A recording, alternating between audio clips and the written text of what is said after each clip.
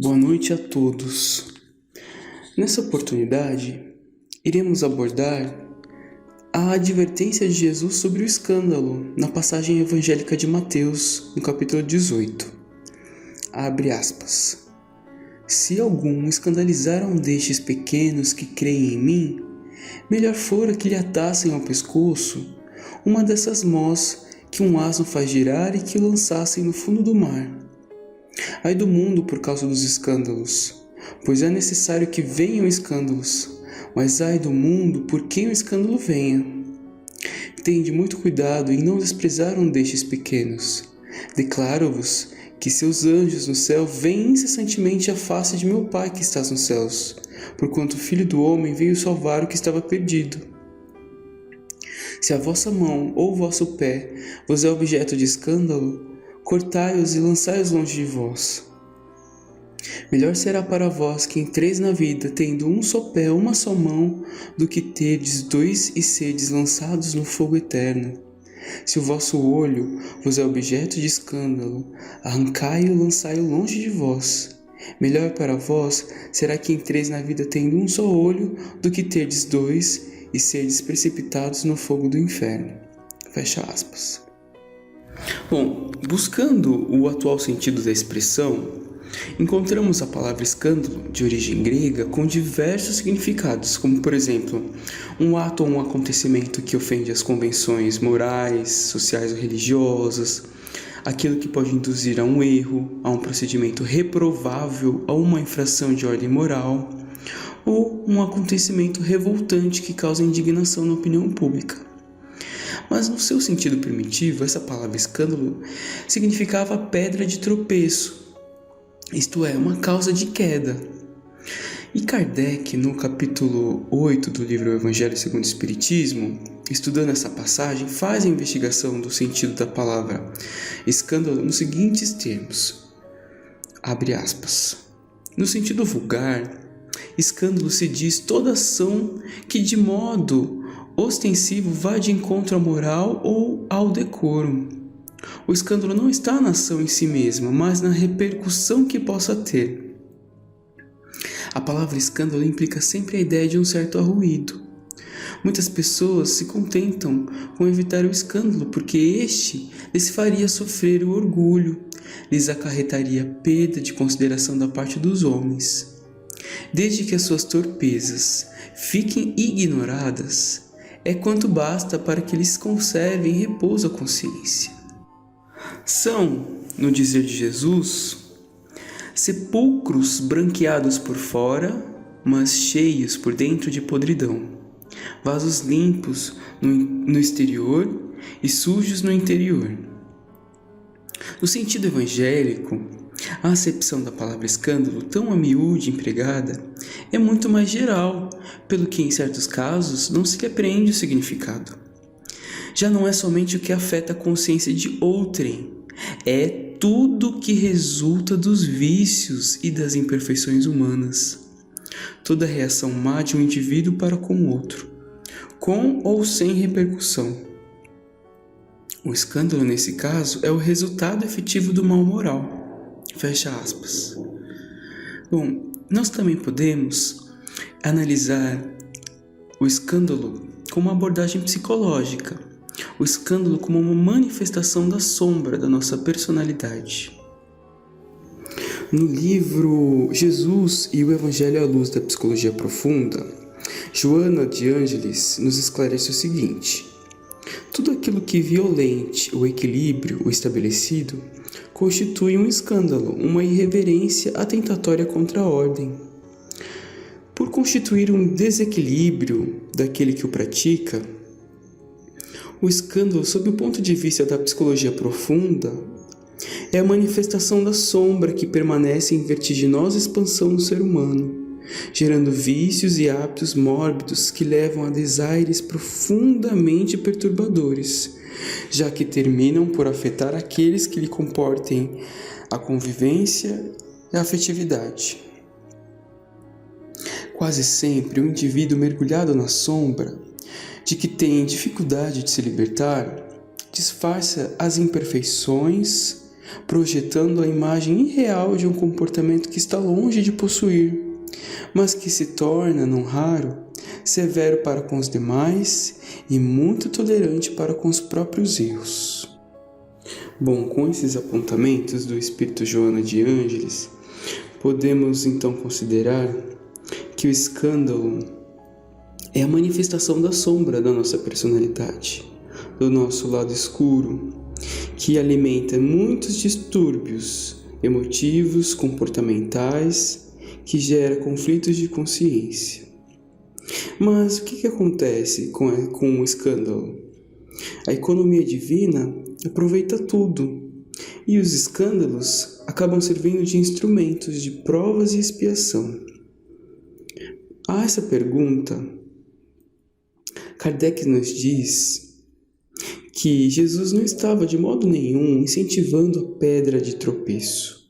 Ao revés, Jesus nos advertiu e também lamentou por aqueles que constroem para o seu porvir consequências lamentáveis. Kardec nos ensina que o escândalo é necessário por enquanto, não porque seja obrigatório praticá-lo, mas porque o mal é a consequência do nosso atual estágio evolutivo e que a economia divina tudo aproveita, utilizando-se dos escândalos como recursos de prova e de expiação para a nossa evolução. Vejamos o seguinte trecho. É preciso que haja escândalo no mundo, disse Jesus, porque imperfeitos como são na terra, os homens se mostram propensos a praticar o mal, e porque árvores más só maus frutos dão. Deve-se, pois, entender por essas palavras que o mal é uma consequência da imperfeição dos homens, e não que haja para estes a obrigação de praticá-lo. É necessário que o escândalo venha, porque, estando em expiação na terra, os homens se punem a si mesmos pelos contatos de seus vícios, cujas primeiras vítimas são eles próprios e cujos inconvenientes acabam por compreender. Quando estiverem cansados de sofrer devido ao mal, procurarão remédio no bem. A reação desses vícios serve, pois, ao mesmo tempo de castigo para uns e de provas para outros. É assim que do mal tira Deus o bem, que os próprios homens utilizam as coisas más ou as escórias. Sendo assim, dirão, o mal é necessário e durará sempre, porquanto se desaparecesse, Deus se veria privado de um poderoso meio de corrigir os culpados. Logo, é inútil cuidar de melhorar os homens. Deixando, porém, de haver culpados, também desnecessários se tornariam quaisquer castigos. Suponhamos que a humanidade se transforme e passe a ser constituída de homens de bem. Nenhum pensará em fazer mal ao seu próximo, e todos serão ditosos por serem bons. Tal a condição dos mundos elevados, donde já o mal foi banido. Tal virá a ser a da terra quando houver progredido bastante, mas ao mesmo tempo que alguns mundos se adiantam, outros se formam povoados de espíritos primitivos e que além disso servem de habitação, de exílio e distância expiatória a espíritos imperfeitos, rebeldes, obstinados no mal, expulsos de mundos que se tornaram felizes. Bom, na mesma linha de pensamento, de reflexão, o Espírito Joana de Ângeles assim se manifesta. Abre aspas. É inevitável a ocorrência de fenômenos perturbadores e infelizes, considerando-se o estágio em que se demoram as criaturas humanas, a sua anterioridade de conduta, os hábitos a que se encontram vinculadas. Todavia, quando alguém se ergue para censurar e condenar sem autoridade moral para o fato, também produz escândalo, por esconder a deficiência e desforçar-se naquele em que projeta a inferioridade que gostaria de eliminar.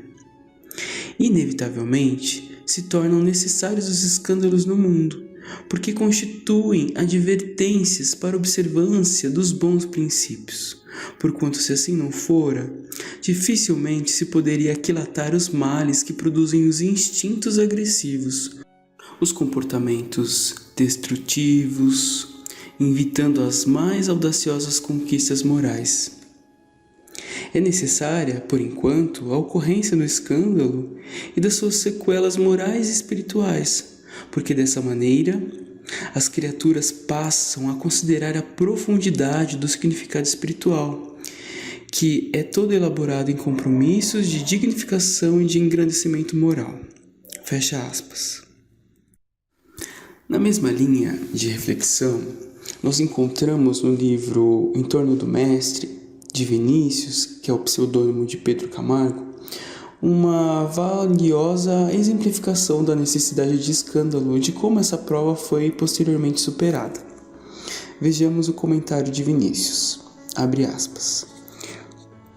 Sim, é preciso que a maldade humana, oculta nos pélagos insondáveis do espírito, se manifeste, se mostre à luz do dia para que o delinquente se reconheça como tal e, suportando as consequências dolorosas do delito, se corrija e se converta. Vemos Pedro, o apóstolo arrojado, cujo temperamento ardoroso tão bem se prestava a transmitir as mensagens do céu, negar 3 vezes o seu mestre, a despeito mesmo de haver sido por ele prevenido dessa prova pela qual devia passar. A negação de Pedro foi, a seu turno, um escândalo, mas era preciso que assim sucedesse para que Pedro se acautelasse contra uma falha do seu bondoso caráter. Fecha aspas. Bom, e como é possível erradicar os escândalos? A par desses esclarecimentos, avançamos agora na interpretação do trecho em que Jesus propõe: se vossa mão é causa de escândalo, cortai-a. Analisando essa passagem alegórica, Kardec afasta a absurda interpretação que a leva ao pé da letra. Vejamos o comentário. Abre aspas. Se vossa mão é causa de escândalo, cortai-a.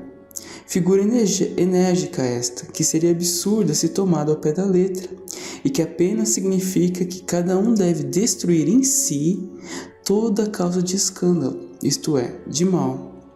Arrancar do coração todo sentimento impuro e toda tendência viciosa. Quer dizer também que para o homem, mais vale ter cortada uma das mãos antes que servir essa mão de instrumento para uma ação má. Ficar privado da vista antes que lhe servirem os olhos para conceber maus pensamentos. Jesus nada disse de absurdo para quem quer que aprenda o sentido alegórico e profundo de suas palavras. Muitas coisas, entretanto, não podem ser compreendidas sem a chave que para as decifrar o Espiritismo faculta. Fecha aspas. Como vemos, Jesus propôs nossa reforma íntima, nosso burilamento, estimulando a evolução dos nossos sentimentos. Joana de Ângeles nos elucida que a proposta de Jesus não conferia à matéria a responsabilidade pelas nossas ações, mas sim ao espírito. Abre aspas. O lamento do homem Jesus sobre o escândalo é portador de uma invulgar energia nos seus discursos, convidando a atitudes que seriam absurdas se consideradas na letra neotestamentária, que conclamava a eliminação do órgão por intermédio do qual se processa o escândalo, antes que despertar na vida além do corpo com o seu modelo perispiritual degenerado. Isso porque todas as construções mentais do espírito, antes de atingirem o corpo e o induzirem à ação de qualquer procedência, são decodificadas pelo agente intermediário, que se encarrega de impulsionar a forma física na execução do propósito psíquico. Assim sendo, compreensivelmente, a matéria não é responsável pelas ações a que vai induzida. Razão porque fortaleza e fraqueza de caráter, de vontade, de ação pertencem ao espírito e não ao corpo, que sempre reflete a origem de onde procede.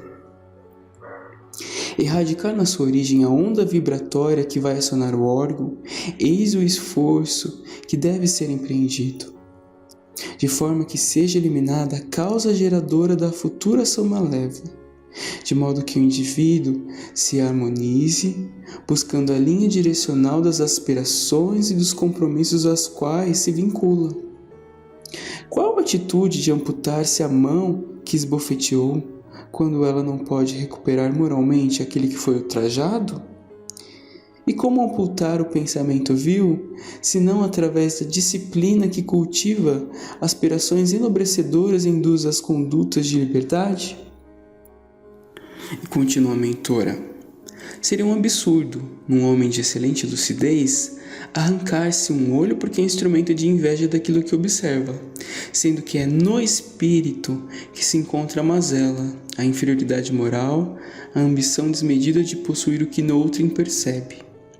Extirpar o órgão de forma alguma altera o sentido mental do comportamento, enquanto que necessário é corrigir a óptica emocional para tudo visualizar com alegria e gratidão a Deus. Eis a forma mais exequível para a superação das dificuldades enraizadas no ego discriminador.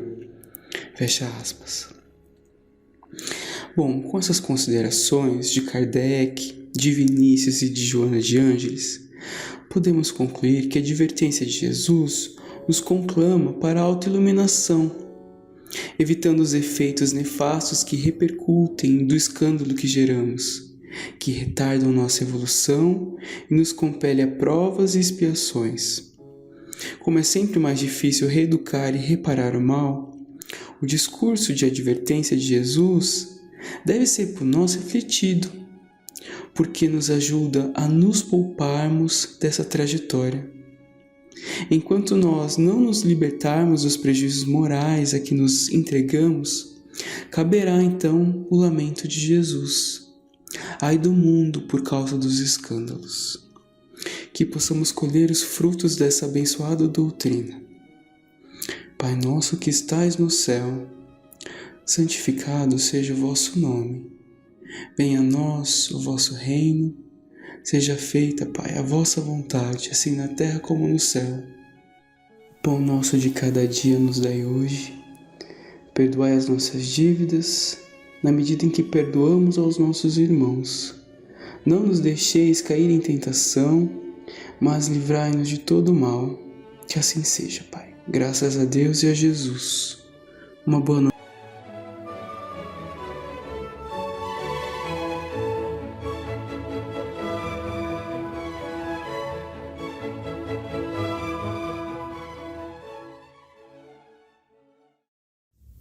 Uma boa noite a todos, elevando os nossos pensamentos a Deus e a Jesus, em agradecimento por mais esse dia, por mais essa reunião. Que Jesus nos ampare e nos oriente sempre.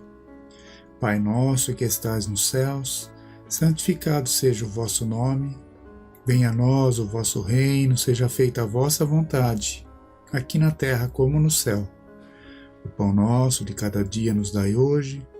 Perdoa, Senhor, as nossas dívidas, à medida em que perdoarmos aos nossos devedores.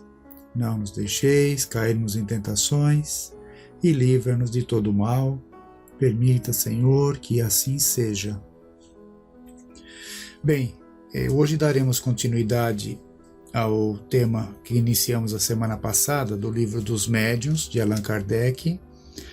Na segunda parte, no capítulo 1, das manifestações espíritas, nós lemos alguns itens sobre a ação dos espíritos sobre a matéria.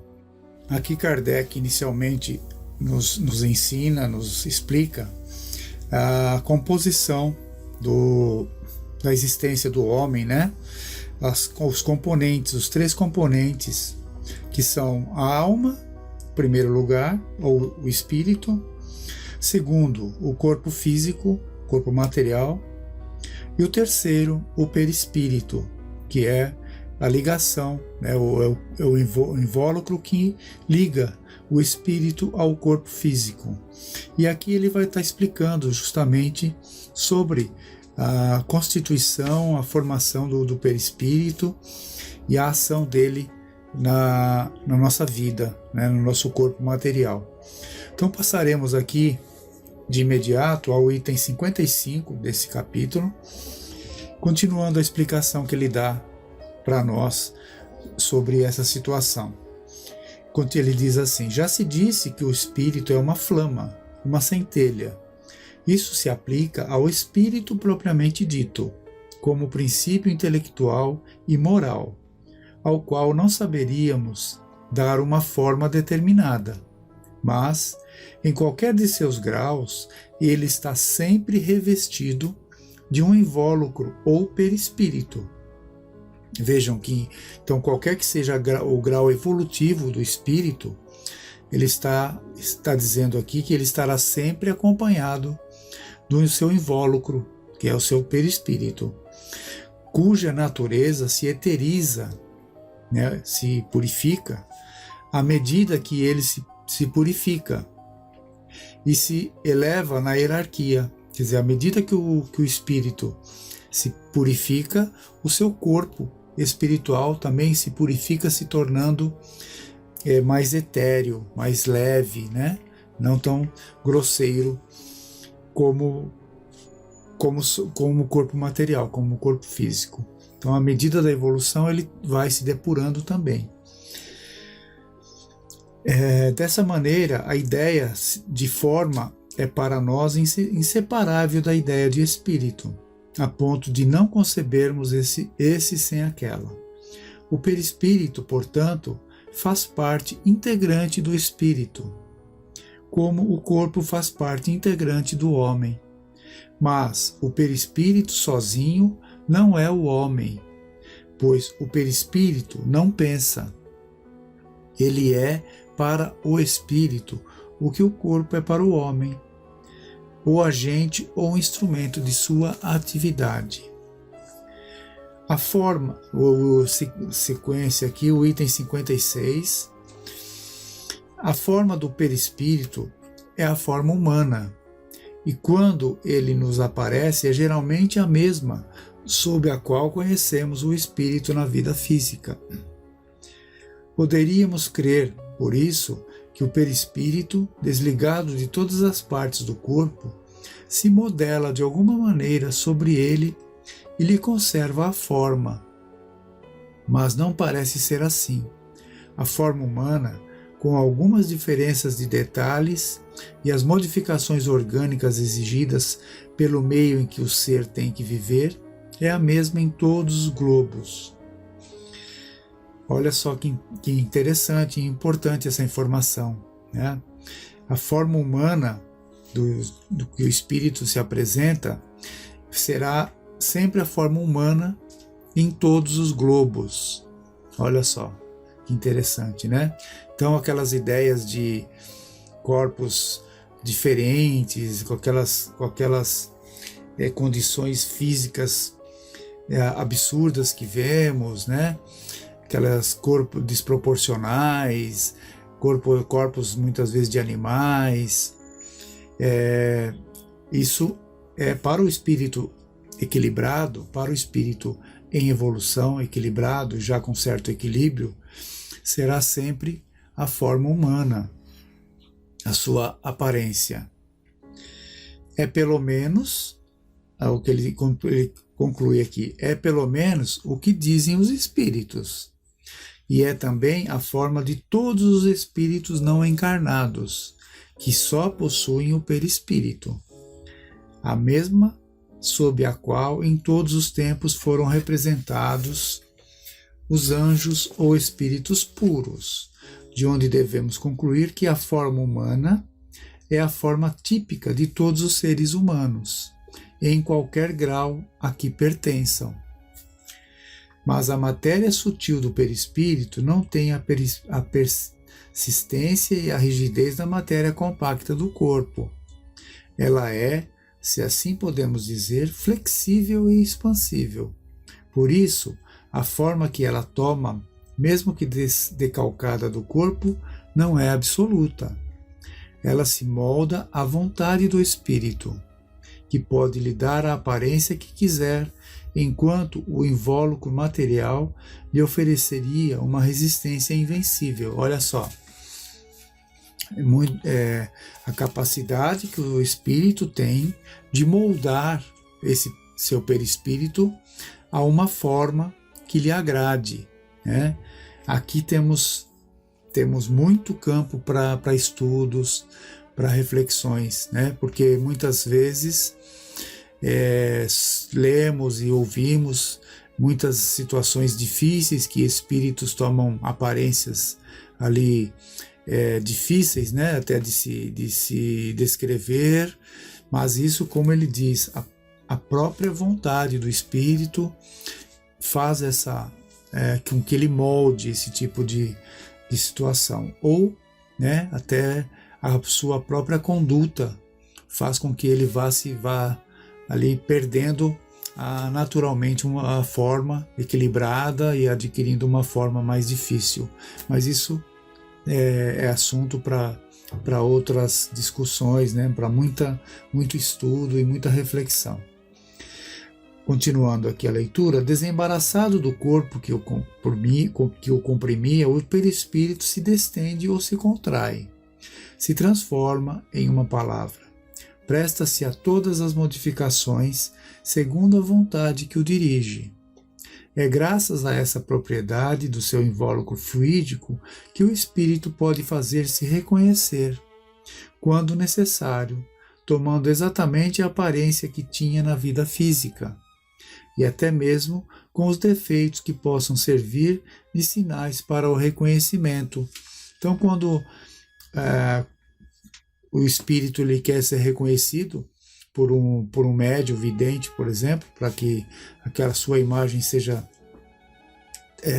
descrita ali para a família, para algum parente, ele pode sim se apresentar como aquele membro daquela família, como que ele foi conhecido na última encarnação, né? Para que aquela aparência, para que ele seja reconhecido daquela mesma aparência familiar que ele tinha. Mas isso, como ele diz aqui, é a vontade do espírito agindo sobre o fluido ali, sobre a forma do perispírito. Os espíritos, portanto, são seres semelhantes a nós, formando ao nosso redor toda uma população que é invisível no seu estado normal. E dizemos no estado normal porque, como veremos, essa invisibilidade não é absoluta. O item 57. Voltemos a tratar da natureza do perispírito, que é essencial para a explicação que devemos dar.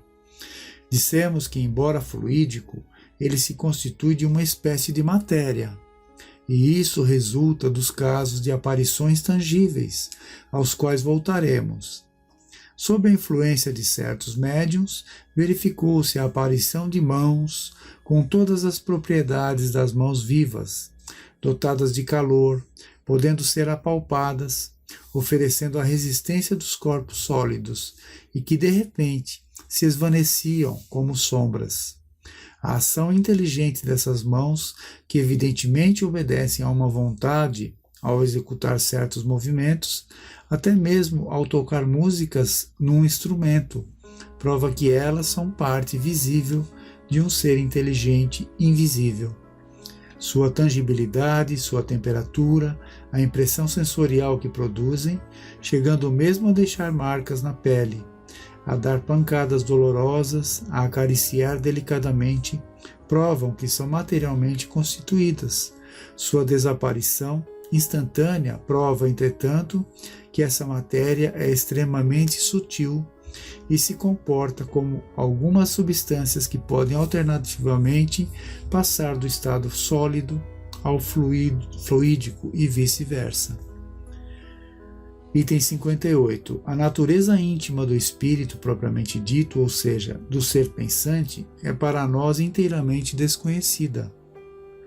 Ele se revela a nós pelos seus atos, e esses atos só podem tocar os nossos sentidos por um intermediário material.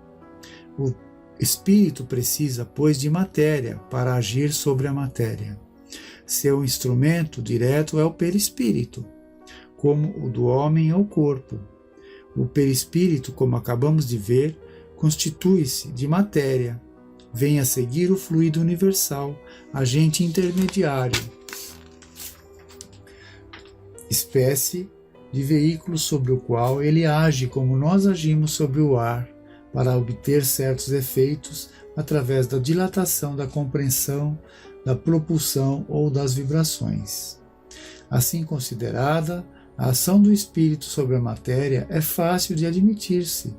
Compreende-se, então, que os efeitos pertencem à ordem dos fatos naturais e nada tem de maravilhoso. Só pareciam sobrenaturais porque sua causa era desconhecida. Desde que a conhecemos, o maravilhoso desaparece, pois a causa se encontra inteiramente nas propriedades semimateriais do perispírito. Trata-se de uma nova ordem de coisas que novas leis vêm explicar. Dentro em pouco, ninguém mais se espantará com esses fatos, como ninguém hoje se espanta de poder comunicar-se à distância em apenas alguns minutos por meio da eletricidade. E terminando então esse capítulo, o item 59. Talvez se pergunte como pode o espírito, com a ajuda de uma matéria tão sutil, agir sobre corpos pesados e compactos, erguer mesas, etc. Certamente não será um homem de ciências que fará essa objeção, porque, sem falar das propriedades desconhecidas que esse novo agente pode ter, não vimos, como os próprios olhos, exemplos semelhantes?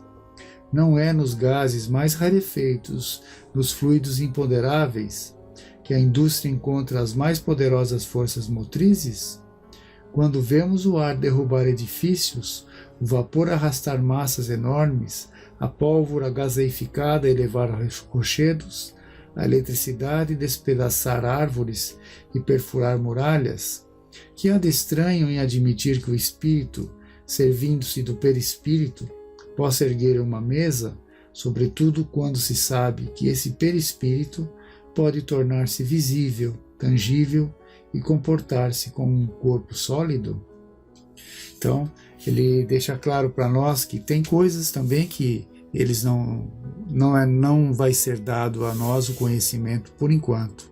Mesmo porque a nossa capacidade de entendimento ainda é muito limitada. Talvez com mais evolução, com mais entendimento, talvez daqui a algumas encarnações consigamos entender esses conceitos, né? Mas o que ele faz aqui é desenvolver cientificamente um conceito do corpo, do perispírito e do espírito, a ligação entre eles, para que a gente possa entender como isso funciona. O espírito sempre vai precisar do perispírito para se manifestar, e ele carrega esse perispírito quando ele desencarna. É isso que é o importante que nós temos que registrar. O espírito leva sempre o perispírito junto, e quando retorna para uma encarnação, para uma nova encarnação, uma nova reencarnação, na verdade, ele traz consigo esse perispírito novamente.